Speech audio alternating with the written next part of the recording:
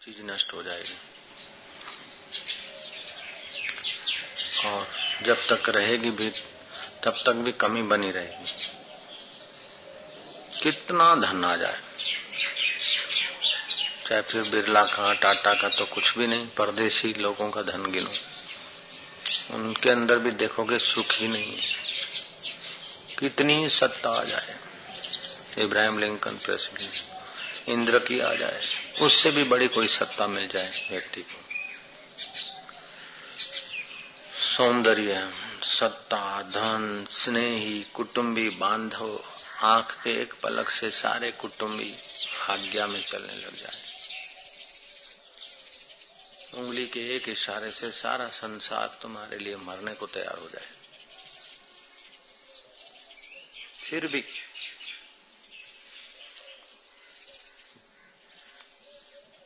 कुछ नहीं मिला, क्योंकि वो रहेगी नहीं परिस्थिति, स्थिति नहीं रहेगी। वो परिस्थिति स्थिति पाकर पूर्णता का अनुभव भी नहीं होगा, और वो स्थिति परिस्थिति रहेगी भी नहीं, और होते हुए अंदर में खटका और अपूर्णता बनी रहेगी। ये कैसे?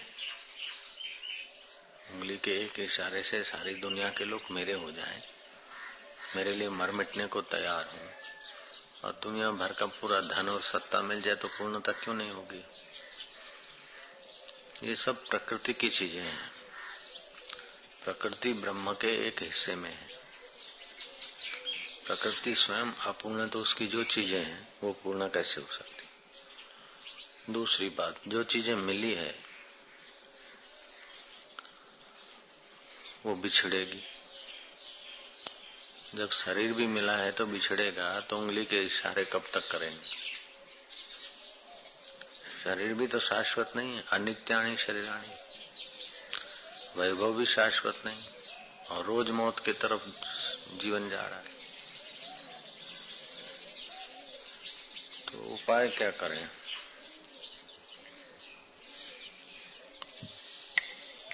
सारी भाग दौड़ या मुसीबतें, इनका मूल कारण है इंद्रियों के पीछे मन और मन के पीछे बुद्धि चलती है। इंद्रियों के पीछे मन और मन के पीछे बुद्धि चली तो कुछ भी मिल गया, कुछ भी पा लिया, कुछ भी कर लिया, वो सब नश्वर होगा और अपूर्ण होगा और खटका बना रहेगा।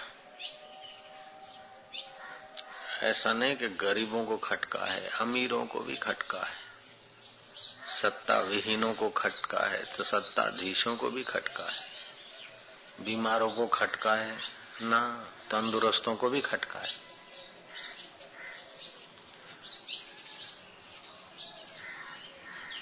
कुरूपों को दुख है तो रूपवान भी दुखी है, स्त्रियां दुखी हैं तो पुरुष कौन से कम दुखी? बोले नान्यतर वाले भी परेशान हैं, बोले पशु सुखी हैं, वे भी दुखी।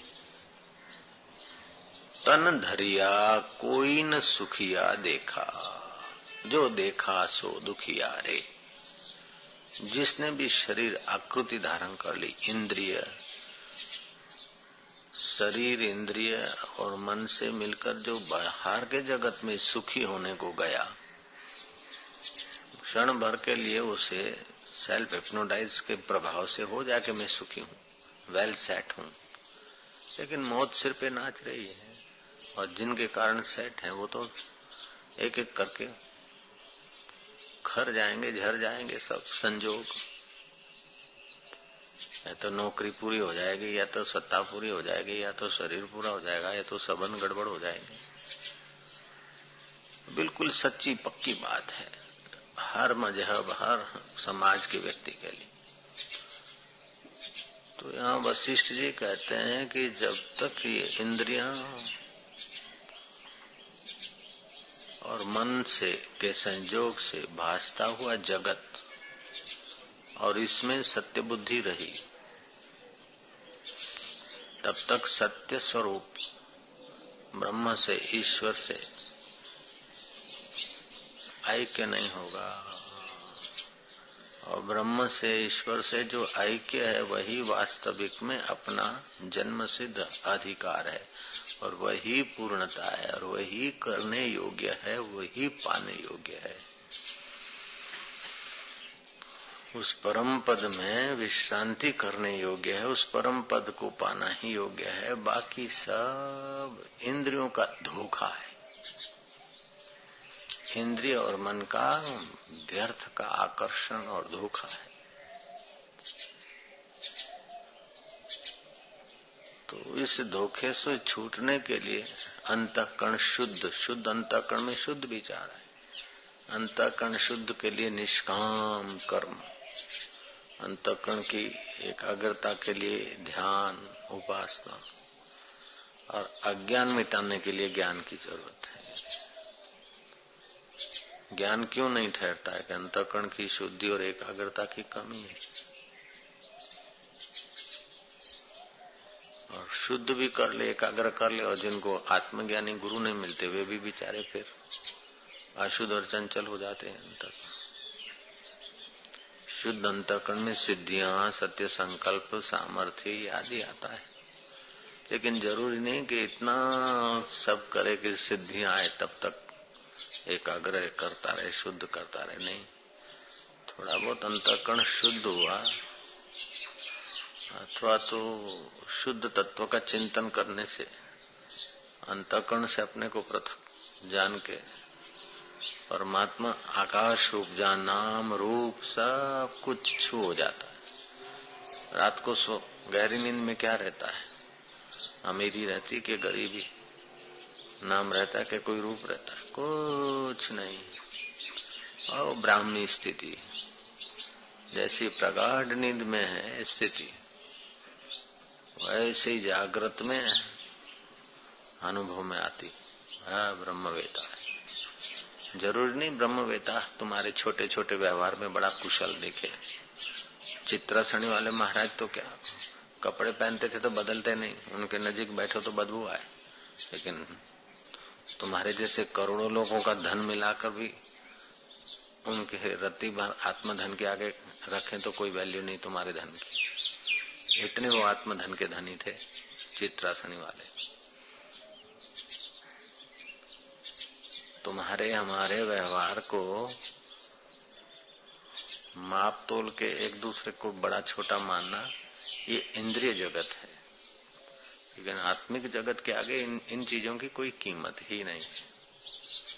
चतुराई चूल्हे पड़ी, पूर्व पर्यो आचार, तुलसी हरि के भजन बिन चारो वर्ण चमार। चमड़े के शरीर को संभाल संभाल के, चतुर बना बना के, वेल सेट कर करके कब तक? या तो मकान रह जाएगा, या मकान चला जाएगा, या तो सेठ चला जाएगा, या तो कुर्सी चली जाएगी, या तो नेता चला जाएगा, या तो बेटा मर जाएगा, या तो बाप ही चला जाएगा, या तो पत्नी मर जाएगी, या तो पति ही मर जाएगा, या तो संबंध खट्टे हो जाएंगे, या तो संबंध टूट जाएंगे।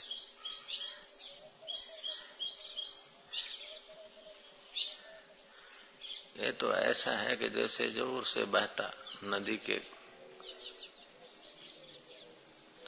धारा के किनारे, नदी तट पर कोई वृक्ष है जिसको नदी की हर तरंग लहर उसके तट को काट रही है, और वृक्ष खुशियां मना रहा है कि मैं लॉन्ग लाइफ हूं। नदी तट पर कोई वृक्ष है और वो नदी तेजी से बह रही है और उसके तट कट रहे हैं बालू, और बालू पे खड़ा वृक्ष कब तक खैर मनाएगा। ऐसे ये शरीर और शरीर की सेटिंग है। हमें એટલા ઊંડા મૂળિયા નાખે નદીના રેતાળ પ્રદેશમાં, વૃક્ષ ગમે એટલા ઊંડા મૂળા નાખે, क्या सूदी कब तक? ऐसे ये संसार की पदवियां, संसार की उपलब्धियां ऐसी जैसे नदी तट पर वृक्ष के मूल, देखते देखते सब जा रहे। इसलिए मनुष्य को चाहिए कि न मैं इंद्रिया हूं न इंद्रिया मेरी है, न मैं मन हूं न मन मेरा है। ऐसा सोचकर ध्यान के समय चिंतन करके निश्चिंत नारायण में विश्रांति पाए। ये काम कठिन है, आत्मा का आनंद मिलना कठिन है, लेकिन संसार का आनंद मिलना असंभव है। संसार में आनंद मिलना असंभव है, वहां हर्ष मिलेगा। हर्ष को आनंद बोल लेते हैं। तो आत्मा का आनंद पाना कठिन है, लेकिन संसार में आनंद पाना असंभव है। या तो कठिन काम कर लो या तो असंभव के लिए छटपटाओ।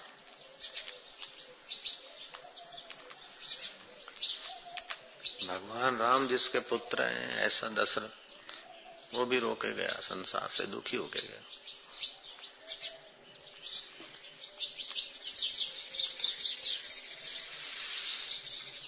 सीता जिनकी धर्म पत्नी, ऐसे राम भी हाय राम हाय लक्ष्मण करके गए और उनको भी कलंक लगा, राम को भी।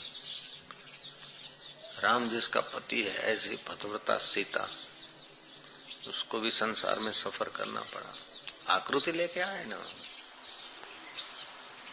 हाँ, आकृति होते हुए अपने निराकार स्वरूप में जगे थे, इसलिए बाहर से दुखी होते हुए भी अंदर दुखी नहीं थे, बाहर से सुखी होते हुए भी भीतर सुखी नहीं थे। सुख दुख से पार परम पद में जगे थे सियाराम, इसीलिए उनका नाम लेकर भी अभी लोग अपना मन पवित्र करते। तो जैसे सियाराम सुख दुख में सम रहते थे, कभी मोहन भाव भोग पाते राम जी, तो कभी कंदमूल खाते, कभी महलों में रहते तो कभी झोपड़े में, कभी सज्जनों से पूजे जाते तो कभी दुर्जनों से अपमानित होते। फिर भी राम जी के चित्त में ये सब तुच्छ है, व्यर्थ है। ऐसा नहीं कि राम जी के सब लोग गुण गाते थे या राम जी के सब दिन एक जैसे थे। जब राम जी के सब दिन एक नहीं थे तो और व्यक्ति के सब दिन एक कैसे होंगे? कृष्ण के सब दिन एक नहीं थे। ये तो होता ही रहता संसार। ये संसार का अनुकूल या सुख आकर तुम्हारी आसक्ति मिटाता है।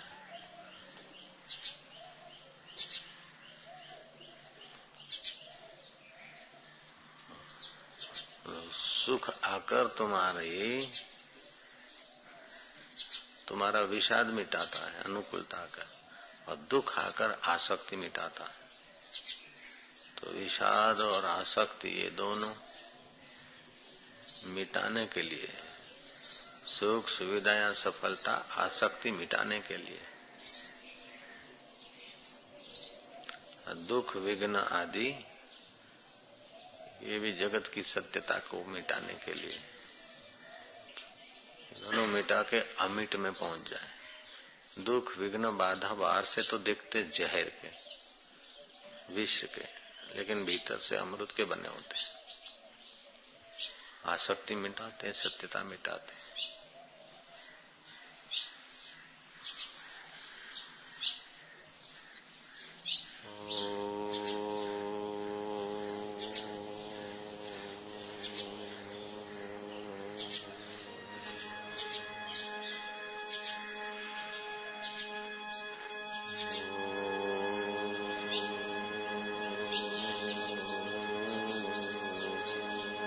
परे बुद्धि से परे अपने आत्मा में प्रवेश, आत्म शांति,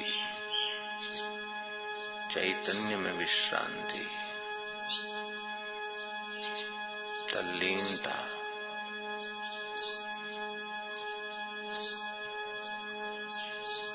न मिथ्या जगत मैं हूँ, न मिथ्या जगत की वस्तु मेरी, न मिथ्या इंद्रिया मैं हूँ, न इंद्रिया मेरी, न चंचल मन मैं हूँ, न चंचल मन मेरा है। ये प्रकृति का है। मैं आत्मा हूँ और परमात्मा मेरे है। मैं उसी में शांत, उसी में अभेद भाव से प्रवेश पा रहा हूँ।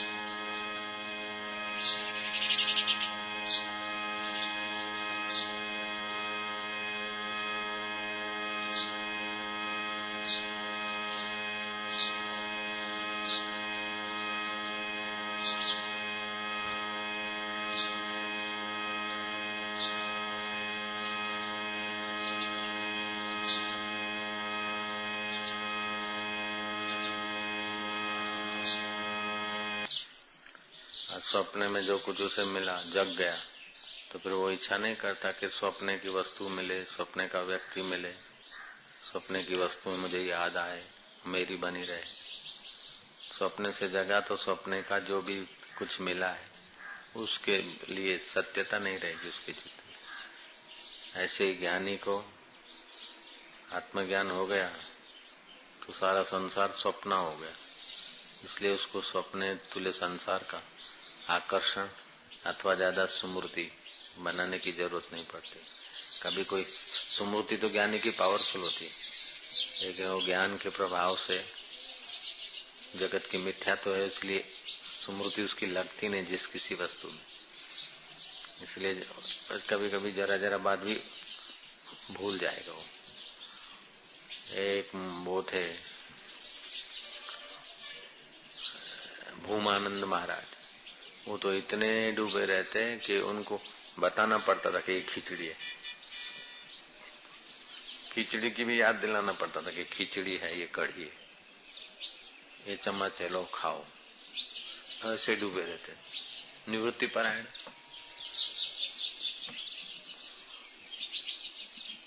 और वो फलाना, वो जो उसका क्या नाम है, जगदीश, वो फलाना भाई, उसका नाम क्या है? नाम रूप जो याद रखे वही बताए। ज्ञानी के सामने तो व्यवहार आ गया बहते हुए पानी में लकीर जैसा, कभी रखा तो रखा, नहीं तो ब्रह्म। इसलिए ज्ञानी को अपने तराजू में तोलना धोखा खाना है। जिसको आत्मा परमात्मा का ज्ञान हो गया उसको अपनी तराजू में तोलना धोखा है। अपनी माटी में नहीं तोल सकते, अपनी गति में नहीं ला सकते। शिव जी को बाण मारा कामदेव ने, तीसरा नेत्र खोल के भस्म किया, बड़े क्रोधी लगे। और क्षण भर के बाद उसकी पत्नी आई, हाथ जोड़ के अनुनय विनय करने, फिर वरदान भी दे दिया। तो बाहर से तो क्रोधी देखे, अंदर से देखो तो वायु मधुर, वायु शांति। हाँ जी, क्योंकि उसको सत्यता नहीं जान पड़ती, उसको जगत की सत्यता नहीं जान पड़ती, तो इच्छा कैसे करें? वैसे ही जब तक जीव स्वरूप से अनजान सोया पड़ा है, तब तक संसार के पदार्थों को मिथ्या नहीं जानता, उनकी इच्छा करता है। जब तुम स्वरूप ज्ञान में जागोगे तब सब पदार्थ निरस हो जाएंगे, और जब ज्ञान से जगत को मिथ्या स्वप्नवत जानोगे, जब आत्मा में जागोगे तो सब पदार्थ निरस फीका लागसे। संसारનું મટીરિયલિસ્ટ લાઈફ ભાવીને બી ફીકું લાગે, કઈ નહીં, એમાં કઈ બહુ મજા નથી। સોલમાં આત્મામાં જે સુખ છે મટીરિયલ લાઈફમાં કઈ નહીં।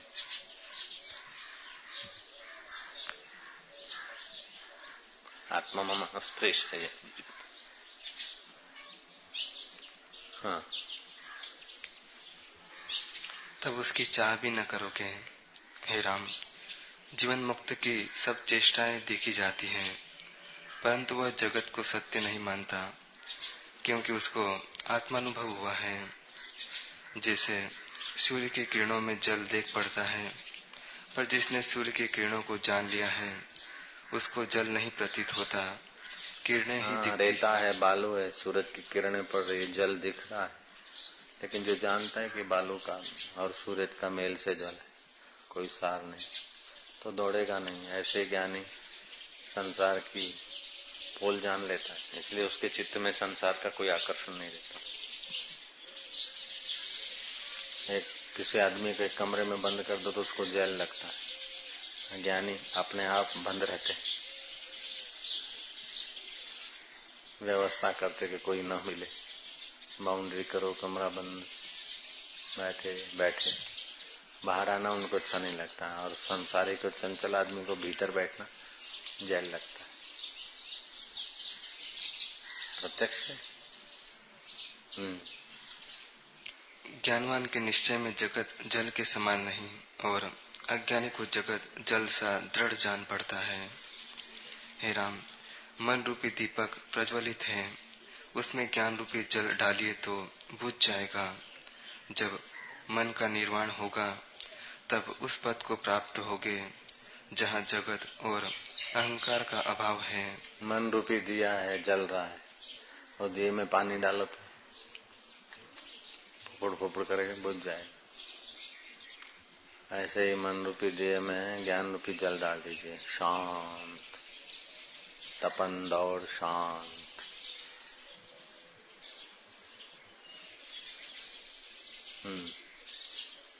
वह न शून्य है, न अशून्य, न केवल है, न अकेवल।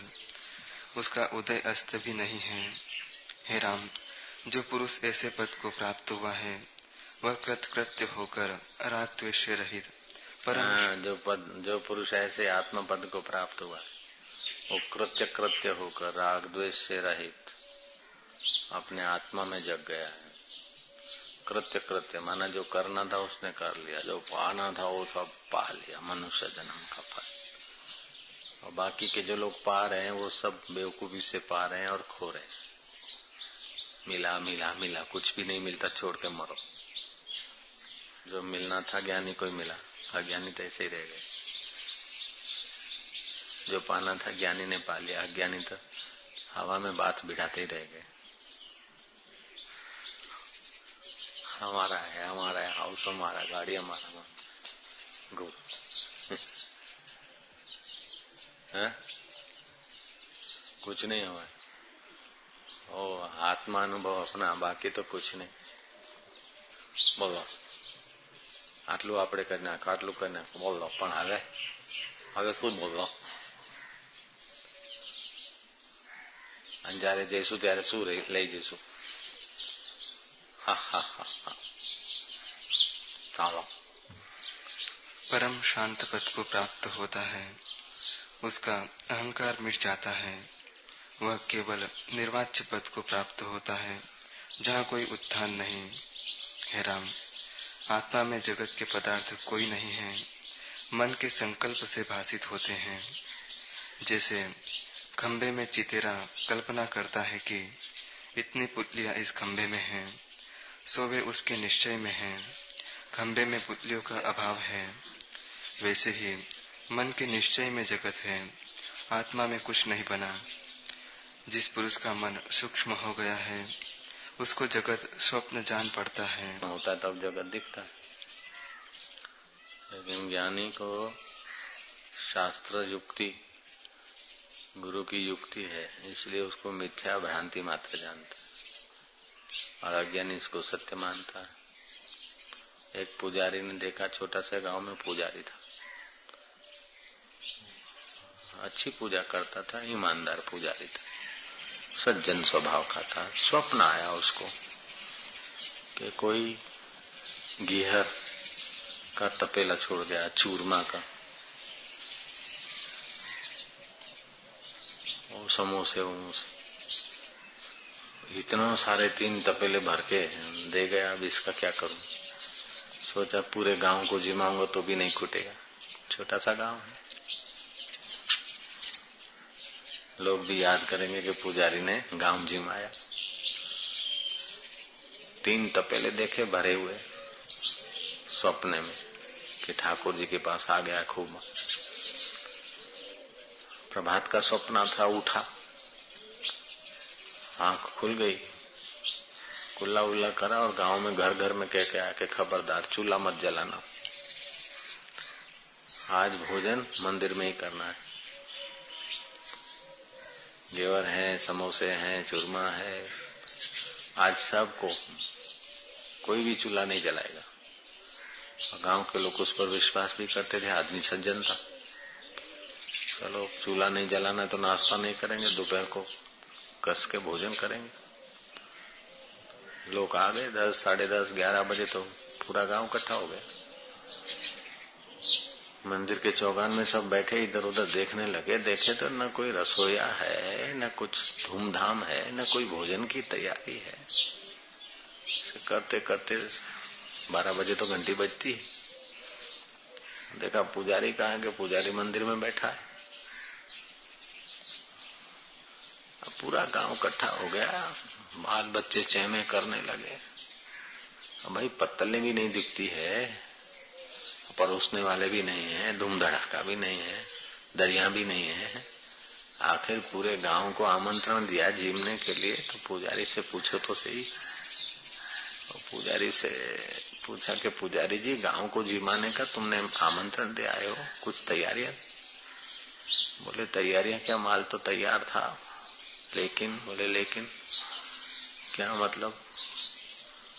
कोई ले गया, उठा गया? कि नहीं नहीं, सुबह मैंने प्रभात को जरा मीठी नींद थी, स्वप्न आया तो चूरमा का बड़ा तपेला, समोसे, घेर सब पड़ा था। मैं इसीलिए मंदिर में बैठा हूँ, तुम सब आ गए हो, मुझे ख्याल है मंदिर में बैठा हूँ, फिर कहीं आंख लग जाए तो वो पतेले आ जाए और चूरमा बुरमा आ जाए तो तुम सबको परोसूं जरा, जो कहा जाए। अभी आ नहीं रहा है, धीरज करो, भगवान दयालु। इसमें भगवान बेचारे क्या दयालु पैसे ही पैसा, भगवान दयालु। धीरज करो, मैं फिर झोंका खा लेता हूँ, आ जाएगा तो बांटना शुरू करता हूँ, देर नहीं है। खा लो झोंका, वो खा रहा है ना झोंका, उसके पास है माल को। एक बूंद या एक चुल्लू भर निकालिए और पानी छिटक दीजिए, लगेगा पानी थाली में, लेकिन वो कितना दिन रहेगा? एक चुल्लू भर के बड़े थाल में छिटक दीजिए, समुद्र से निकाल के, तो विभाग पड़ गया ना, समुद्र से अलग हो गया ना, तो थाल में कितने दिन दिखेगा, रहेगा। ऐसे ही ब्रह्म में से मायापुरी और ये जगत और जगत का व्यवहार कितने दिन रहेगा? कितने प्राइम मिनिस्टर आ गए, कितने क्या हो गए, सब। वो बोलता है साहब मेरा बिजनेस है ना, लाइसेंस नहीं मिलता। वो लाइसेंस देने वाले साहब जिस साहबों के अधीन है, बोले साहब मैंने फैक्ट्री किया, सेल टैक्स का प्रॉब्लम है, जरा आशीर्वाद कर दो, जरा बातचीत चल रही हो साहब, हमारे को सेल टैक्स का प्रॉब्लम सॉल्व कर दे। वो जो प्रॉब्लम सॉल्व करेगा, ऐसे साहबों के ऊपर साहब, उनके ऊपर साहब, उनके ऊपर साहब, ये सब साहब जिसके अधीन, जैसे प्राइम मिनिस्टर भी ठन ठन पाल रहेंगे बेचारे। बहुत छोटी स्थिति होती है अंतःकरण की, इसलिए छोटी छोटी बातों को